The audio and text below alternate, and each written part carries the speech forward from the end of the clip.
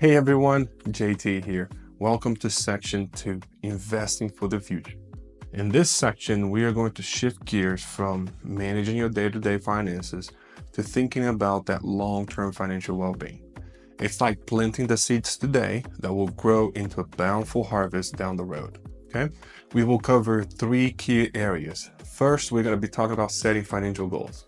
We'll talk about the importance of setting clear financial goals and creating a roadmap to achieve them. Okay, you remember that GPS analogy? Focus on the destination, not every little turn along the way. Second, we're going to be talking about celebrating your wins. It's not just about reaching that finish line, it's about enjoying the journey. We will discuss why celebrating your financial wins is crucial for staying motivated and achieving long-term success. And then that great investment debate. We will tackle that old age question for business owners. Should you prioritize investing in your business or the traditional retirement accounts? We will challenge the conventional wisdom and explore how to align your investments with your business goals.